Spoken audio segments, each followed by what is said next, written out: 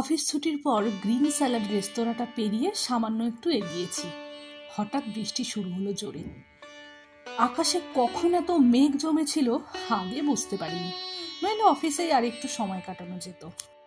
নমস্কার, তৃষ্ণার গল্প পাঠের আসরে আপনাদের সবাইকে স্বাগত।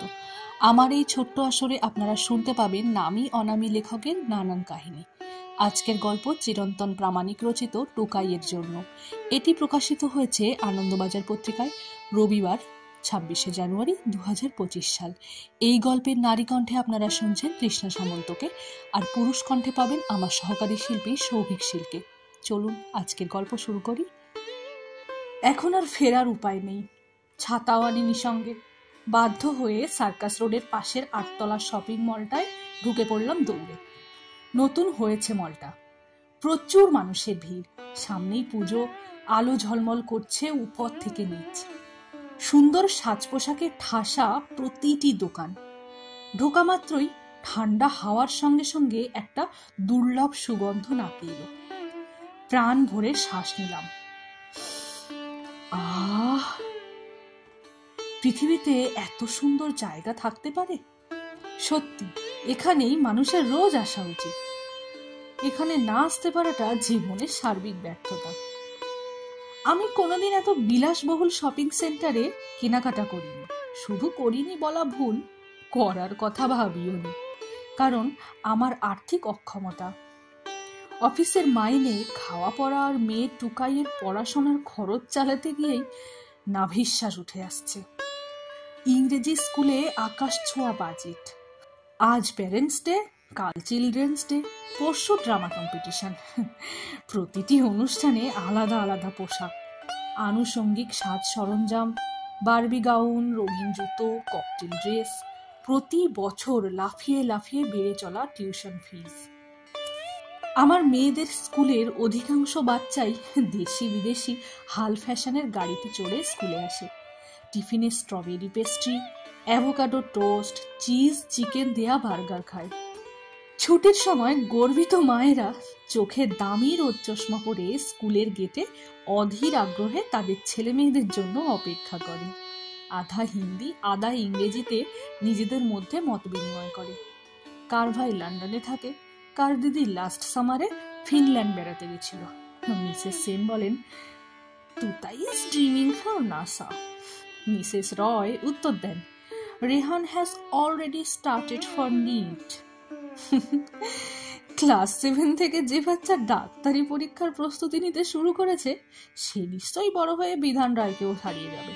রুমা যখন দুপুরে টুকাইকে স্কুল থেকে নিয়ে বাড়ি ফেরে, আমি তখন বেসরকারি অফিসে আলো আধারি ছোট ঘরে বসে আনমনে কলম পিষি। জীবনকে ভুলে জীবিকার সঙ্গে পাঞ্জা লড়ি। অডিট রিপ্লাই, ক্যাশ বুক, বিল ভাউচার, লেনদেনের প্রতিটি হিসাব মেলাতে মেলাতে ভুলে যাই নিজের সংসারের কথা, নিজের স্বপ্নের কথা। বিয়ের পর 15টা বছর পেরিয়ে গেল, এখনো রুমাকে একজোড়া বালা কি একটা মান্তাসা গড়িয়ে দিতে পারিনি। ম্যানেজমেন্ট আমাকে প্রতিনিয়ত নির্মমভাবে দমন করে চলে। স্ত্রীর হাতে সংসারের দায়িত্ব, ঘরের কাজ, বাইরের কাজ, টুকাইয়ের ভবিষ্যৎ সবকিছু সঁপে দিয়ে আমি একটা কেজো রুক্ষ পৃথিবীতে জীবনযাপন করি। রুমাকেও ভিন্ন এক ধরনের প্রতিকূলতার সঙ্গে লড়তে হয়। এই অসম পৃথিবীতে সে যখন রিকশায় চেপে টুকাইকে আনতে যায়, তখন অন্যদিকে দাঁড়িয়ে থাকে বিত্তশালী সুপ্রতিষ্ঠিত একটা সমাজ। রুমার জন্য বরাদ্দ থাকে করুণা, তাচ্ছিল্য আর উপেক্ষা। আমি জানি হীনমন্যতা, একাকিত্ব, না পাওয়ার যন্ত্রণা রুমাকে গ্রাস করে। সব জেনেও আমি কিছু করতে পারি না। রাতের আকাশের দিকে তাকিয়ে মনে হয়, বাবা হিসেবে অথবা স্বামী হিসেবে বলা যেতে পারে সব অর্থেই আমি একজন সাকসেসফুল ফেলিওর। বৃষ্টি দেখতে দেখতে আমি অন্যমনস্ক হয়ে পড়েছিলাম। সামনে তাকিয়ে দেখি রাজীব দাঁড়িয়ে। রাজীব আমার অফিসে মার্কেটিং অফিসার হিসেবে কয়েক বছর আগে জয়েন করেছে। আগে অন্য কর্পোরেটে ছিল। বয়সে আমার চেয়ে কিছুটা ছোট, কিন্তু ভীষণ সপ্রতিভ। চোখে মুখে কথার খই ফুটছে। শক্ত ক্লায়েন্টকে হাতের মুঠোয় নিয়ে আসতে ওর জুড়ি মেলা ভার। প্রাইভেট কোম্পানিতে উন্নতি করতে যা যা গুণ থাকা দরকার তার সবই রাজীবের মধ্যে আছে। দাদা আপনি এখানে? হঠাৎ বৃষ্টি নামলো তাই মাথা বাঁচাতে ঢুকে পড়লাম। শিট, এটা কোনো এক্সকিউজ? একটা গাড়ি নিয়ে নিন। আজকাল বাসে ট্রেনে যাতায়াত কোনো ভদ্রলোকেদের পক্ষে সম্ভব? রাজীব এত সহজে গাড়ি কেনার পরামর্শ দিল যেন গাড়ি কেনা পাড়ার গুমটি থেকে একটা গায়ে মাখার সাবান অথবা দাঁতের মাজন কেনার মতো ব্যাপার। আমি বাড়ি থেকে রোজ বাস বা অটো ধরে অফিসে আসি। অল্প রাস্তা, এ অভ্যেস চাকরির সেই প্রথম দিন থেকেই। রাজীব হয়তো নিজের অজান্তেই ভদ্রলোকের সঙ্গে তুলনাটা করে ফেলেছে। আমি গায়ে মাখলাম না, সব কথা ধরতে নেই, তাতে মন খারাপ ছাড়া আর কিছু হয় না। জীবনের অধিকাংশ ক্ষেত্রে নীরব থেকে সরে আসার মতো মহান শিক্ষা হার দুটো নেই। আমি একটু লজ্জিত হয়েই বললাম, আমার পক্ষে গাড়ি কেনা সম্ভব নয় রাজীব। শুধু গাড়ি তো নয়, সঙ্গে তেল, মেনটেনেন্স, ট্যাক্স, ইন্স্যুরেন্স। তার চেয়ে এই ভালো আছি। আমার বক্তব্য বাঁ হাতের তেলোর ঝাপটায় যেন মাছি ওড়ানোর মতো করে উড়িয়ে দিল রাজীব। বলল, হোপলেস মিডল ক্লাস মেন্টালিটি। নদীতে না নেমেই কত জল বলে চিৎকার। এই জন্য বাঙালিরা তো অধঃপতন। কিছু হবে না আপনার দ্বারা। গাড়ির জন্য এখন গ্যাটের কোটি খরচ করতে হয় না, ব্যাংক রেডি, শুধু আপনি বললেই হলো। তারপর ফিসফিস করে বলল, আর আপনি তো কোম্পানির অ্যাকাউন্টস দেখছেন, অফিসে সব গাড়ির বিল আপনার হাত দিয়েই পাস হয়। আপনি তেলের চিন্তা করছেন? ছি! রাজীবের ছ্যা আমার মুখে থুতুর মতো ছিটকে এসে লাগলো। আমি কি বলবো ভেবে পাচ্ছিলাম না। হাজার হাজার ওয়াট আলোর সামনেও আমি ভিতরে ভিতরে শামুকের মতো কুঁকড়ে গেছিলাম। এই শপিং মল, এত আড়ম্বর, এত আধুনিকতা, রাজীব, এরা সবাই আমাকে পিছনে ফেলে হাজার হাজার আলোকবর্ষ এগিয়ে গেছে। এ জীবনে আমি ওদের পৃথিবীকে ছুঁতে পারবো না। যেখান থেকে জীবন শুরু করেছিলাম আজও আমি সেখানেই আটকে আছি। এখনো 2 কামরার ছোট ফ্ল্যাট, সাইকেলে বাজার, সাদা কালো টিভি, মাটিতে বসে খাওয়া, লোডশেডিং এর সময় হাত পাখা। আমার দীর্ঘশ্বাসের শব্দ শপিং মলের কোলাহলে চাপা পড়ে যাচ্ছিল। এমন সময় রাজীবের 8 বছরের ছেলে এসে আমাকে বিপদের হাত থেকে রক্ষা করলো। Daddy, we are getting late.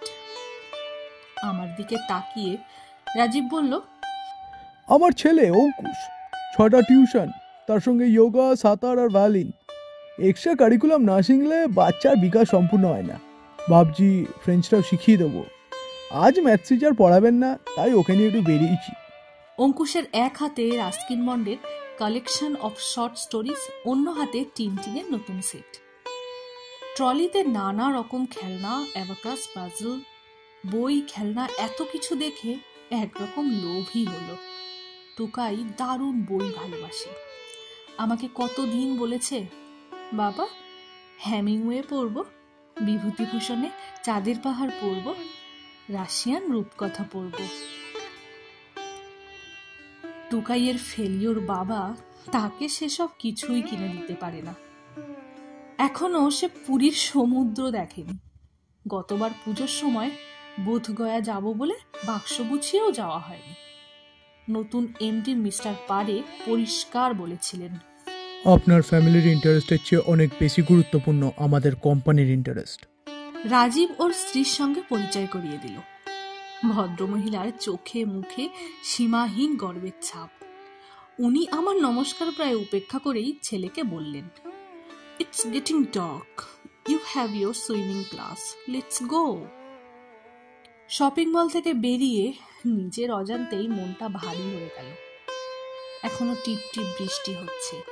রাস্তায় মানুষের স্রোত, কেউ কারো বাবা, কেউ কারো মা, স্বামী স্ত্রী, রাঙামাসি, ফুল পিসি, বৃদ্ধ বৃদ্ধা, অসংখ্য সম্পর্ক, অসংখ্য মন পরস্পরকে না চিনেও না জেনেও পাশাপাশি হেঁটে চলেছে। মানুষের জীবন সত্যিই অদ্ভুত। ফুটপাত ধরে এগোতে লাগলাম। রুমা বাড়ির জন্য মাখন, পাউরুটি নিয়ে যেতে বলেছিল। 3 মাথার মোড়ে এসে দাঁড়ালাম। দশরথের দোকানে গরম সিঙ্গারা ভাজছে, পুরো চত্বরে মশলা আর হিঙের গন্ধ। আমি দাঁড়িয়ে পড়লাম। হঠাৎ একজন লোক আমাকে দেখে এগিয়ে এলেন। গায়ে বেশ দামি পোশাক, মাথায় পানামা হ্যাট, হাতে বিদেশি ঘড়ি, জুতোও বেশ দামি বলে মনে হচ্ছে। চোখে মুখে খুশির ছটা। আমাকে অবাক হয়ে তাকিয়ে থাকতে দেখে ভদ্রলোক নিজেই বললেন, কি চিনতে পারছো? আমি কিন্তু কিন্তু করে বললাম, নীলাদ্রি? যাক, চিনতে পেরেছো তাহলে। সেই 86 বিশ্বভারতী। হ্যাঁ, কতদিন পর দেখা হলো। তারপর কি করছো? তেমন কিছু নয়, একটা বেসরকারি অফিসে। নীলাদ্রিদা মনে মনে তৈরিই ছিলেন। আমার উত্তরটা শুনেও শুনতে চাননি সম্ভবত, কিংবা ধরেই নিয়েছিলেন আমার পক্ষে ওর চেয়ে বেশি সফল হওয়া সম্ভব নয়। তাই আমার উত্তর শেষ হওয়ার অপেক্ষা না করেই শুরু করলেন। আমি তো সেন্ট্রাল এক্সাইজে আছি ভাইয়া, স্ত্রী ফরেন ব্যাংকে, ছেলেকে পাঠিয়েছি ইউরোপ। তিনটি বাক্য যেন জীবনের তিনটি মহৎ উত্তরণ, চরম সিদ্ধি লাভ। যেন পৃথিবীর এই তিনটি শৃঙ্গই মনুষ্য জাতির কাছে এতদিন অধরা ছিল। নীলাদ্রিদাই প্রথম সিদ্ধ পুরুষ যিনি এই তিনটি দুর্গম গিরিকে হেলায় লঙ্ঘন করেছেন। আমি কি উত্তর দেব বুঝতে না পেরে মধ্যবিত্ত মানসিকতায় মুখ নিচু করেছিলাম। কিন্তু নীলাদ্রিদা বলেই চললেন তার বিলাসবহুল বাড়ি, গাড়ি, ফ্ল্যাটের ইএমআই, ফরেন ট্রিপ, ছেলের সোনালী ভবিষ্যতের কথা। কোনো ব্যর্থতা নেই, অভাব নেই, কান্না নেই, গলার কাছে চেপে ধরা কষ্ট নেই। মনে হলো এই কথাগুলো বলার জন্যই উনি রাস্তায় কাউকে খুঁজছিলেন। আমাকে বলতে পেরে অনেকখানি হালকা হলেন। শোনো, তোমার মেয়েকে বলো শুধু মুখ গুজে পড়লেই হবে না, জীবনে অ্যাম্বিশন থাকাটা খুব জরুরি, নইলে লবডঙ্কা। চলিয়ে।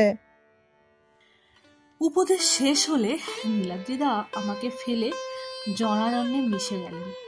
আবার হতাশার চাদর শীতের কুয়াশার মতো আমাকে মুড়ে ধরল। চারদিকে কত সফল লোক, কেউ আমার মতো ব্যর্থ নয়। কেউ কোনো দিন রাস্তায় হোঁচট খায়নি, জল খেতে গিয়ে গলায় বিষম লাগেনি, কেউ কোনোদিন প্রেমে প্রত্যাখ্যাত হয়নি, কারো স্ত্রী রিকশায় বাড়ি ফেরেনি, কারো মেয়ে টিফিনে সুজির হালুয়া খায়নি, কেউ রাস্তায় আখের রসের জন্য অপেক্ষা করেনি। একমাত্র ব্যতিক্রম আমি আমার মেয়েকে ভালো টিউশন দিতে পারি না, ফি সপ্তাহ দামি রেস্তোরাঁয় ব্যাম্বু বিরিয়ানি খাওয়াতে পারি না, ক্যারাটে ক্লাসে দিতে পারিনি, নিজের পক্ষে একটু সময় বার করে মেয়েকে অঙ্ক, বাংলা দেখাতে পারি না। একা একাই অনামি আগাছার মতো বেড়ে উঠেছে আমার আত্মজা। বোধহয় নিজের ভাবনায় বিভোর ছিলাম। পিডব্লিউডি কাজের জন্য রাস্তায় গর্ত ছিল, খেয়াল করিনি। হোঁচট খেয়ে মুখ থুবড়ে পড়লাম। পাউরুটি, মাখনের প্যাকেট ছিটকে গিয়ে জলকাদায় মিশে গেল। মনে হলো একটা অতিকায় স্বার্থপর সভ্য সমাজ অযোগ্য আমিটাকে পেছন থেকে ধাক্কা দিল। বেচারি টুকাই মাখন মাখিয়ে পাউরুটি খেতে ভালোবাসে। আজ আর মাখন পাউরুটি বাড়ি নিয়ে যাওয়া হবে না। আমাকে পড়ে যেতে দেখে চায়ের দোকান থেকে একজন কম বয়সী ছেলে ছুটে এলো। আরে দেখে আসবেন তো। এ হে, কপালটা বেশ কেটে গেছে। যান যান, তাড়াতাড়ি বাড়ি যান দাদা। বাড়িতে ঢোকার ঠিক আগেই লোডশেডিং হয়ে গেল। ভাবলাম রুমাকে আর উৎকণ্ঠায় ফেলবো না, কপালে রুমাল চেপে সোজা বাথরুমে চলে যাব। আস্তে আস্তে সদরের গেট খুললাম। জানালা দিয়ে লণ্ঠনের আলো আসছে। টোকাই মাটিতে বসে, সামনে বই। গৃহশিক্ষকহীন, অভিভাবকহীন, দামি দামি রেফারেন্স বইহীন, বাবার গাইডেন্সহীন একটি 12 বর্ষীয়া কিশোরী অসম যুদ্ধে প্রাণপণ লড়ছে, সময়ের সঙ্গে, বৈভবের সঙ্গে, নিজের সঙ্গে। সে কি বোঝে তার বাবার অক্ষমতা, পরিবারের আর্থিক অনটন? সে কি বাবাকে কাছে না পাওয়ার অভিমানে জারিত হয় প্রতিনিয়ত? দরজায় টোকা দিতে রুমা এসে দরজা খুলে দিল। দরজা খোলা মাত্রই টুকাই দৌড়ে এসে আমাকে জড়িয়ে ধরল। মনে হলো সে যেন আমার প্রতীক্ষাতেই মুহূর্ত গুনছিল। আমি কিছু বুঝে ওঠার আগেই ও আমার বুকে মাথা রেখে ফুপিয়ে ফুপিয়ে কাঁদতে শুরু করলো। আমি রুমার দিকে জিজ্ঞাসু দৃষ্টিতে তাকালাম। রুমা আমার রক্তমাখা কপালের দিকে তাকিয়ে ভয় পেয়ে কিছু বলতে যাচ্ছিল। আমি তাকে আঙুলের ইশারায় চুপ থাকতে বললাম। বাবা, কি হয়েছে মা, কাঁদছিস কেন? আমি হেরে যাইনি বাবা, দেখবে আমি একদিন খুব বড় হব। সে কাঁদতে কাঁদতেই বলল। হারবি কেন রে? তোর কপালে যে জয় তিলক জল জল করছে রে মা। আমি তোকে সময় দিতে পারি না, ভালো খাবার ভালো বই কিচ্ছু দিতে পারি না, কিন্তু তুই তুই সব বাধা টপকে যাবি দেখিস। রুমা কখন সরে এসে আমার ক্ষতস্থানে শাড়ির আঁচল চেপে ধরেছে বুঝতে পারিনি। আমার ঘাড়ে মাথা রেখে নিজের চেপে রাখা আনন্দ মেয়ের কান্নায় ভিজিয়ে বলল, জানো আজ আমাদের মেয়ে ফিজিক্স অলিম্পিয়াডে গোল্ড মেডেল পেয়েছে। এবার থেকে টুকাই হোমি জাহাঙ্গীরের ভাবা স্কলারশিপ পাবে। স্কুলে সবাই আড়ালে আবডালে বলাবলি করত, ওর কোচিং নেই, গাইড নেই, পারবে না। আমি ব্যথা ভুলে আনন্দে কেঁদে ফেললাম। বাবার সীমাবদ্ধতাকে হৃদয় দিয়ে অনুভব করা টুকাই আমার চেয়ে অনেক বড় হয়ে গেছে, অনুভবে, বিশ্বাসে, প্রতিজ্ঞায়, দৃঢ়তায়। এই কান্না সমস্ত প্রতিকূলতাকে জয় করার নমনীয় প্রকাশ। আমি যে বয়সে পেশাদার পৃথিবীর কঠিন প্রতিযোগিতাকে চিনেই উঠতে পারিনি, সেই বয়সে টুকাই বাকিদের পিছনে ফেলে চূড়ায় পা রেখেছে। আমার সমস্ত অক্ষমতাকে ঢেকে দিয়েছে টুকাই, আমার একমাত্র মেয়ে। আমি ওকে আরো শক্ত করে জড়িয়ে ধরলাম।